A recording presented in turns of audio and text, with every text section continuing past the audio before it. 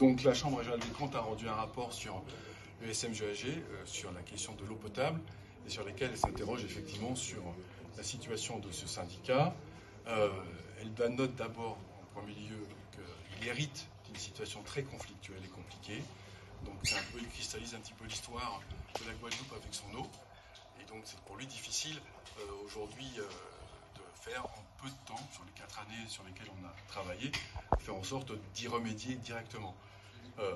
Pour autant, la Chambre a noté un certain nombre de choses qu'il faudrait améliorer.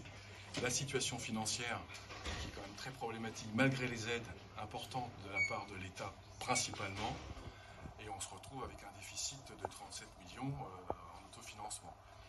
Et surtout la question de la situation des charges de personnel. C'est ça qui passe effectivement le plus important sur la situation financière de l'organisme, puisqu'on est à 45% des produits de fonctionnement qui sont grevés par des charges de personnel, ce qui est très important sur un service industriel et commercial où normalement les recettes doivent payer les charges.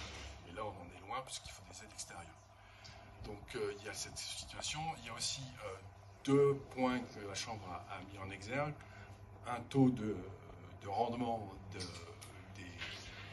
du syndicat qui est entre 60 et 70%, ce qui veut dire qu'il y a des fuites entre 40 et 30% de taux de fuite, ce qui est quand même très, très important, ou le contraire, excusez-moi, et surtout un taux de recouvrement de 60%, ce qui veut dire que 40% des recettes ne sont pas récupérées.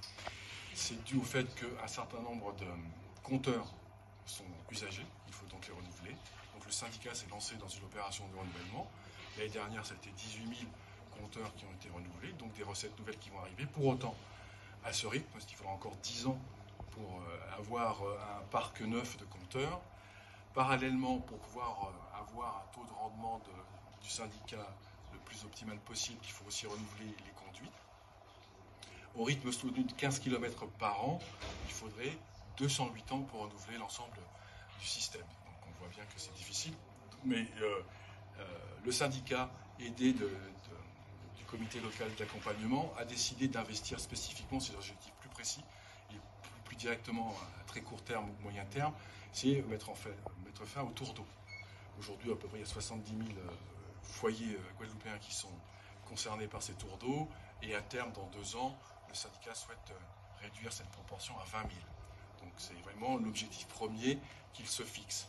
Et si le syndicat y arrive, je pense que peut-être on ira dans une dynamique vertueuse. Pour autant, la Chambre, pour elle, il faudrait que le syndicat arrive à faire des économies de charges de personnel, donc des départs à la retraite anticipés ou pas, en tout cas une réflexion qui doit être passée par ça, puisque à l'origine le syndicat s'était posé comme question de savoir s'il ne devait pas réduire ses effectifs de 150 personnes.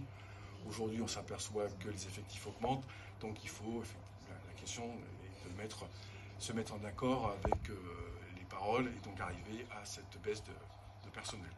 Il y a aussi une montée en compétence du personnel à mettre en place pour éviter d'avoir recours à des intérimaires ou à des prestataires extérieurs, et on arrive à avoir des doublons et donc qui coûtent plus cher au syndicat. Donc la situation est en train, je pense que la direction a pris connaissance et en tout cas veut faire face à la situation.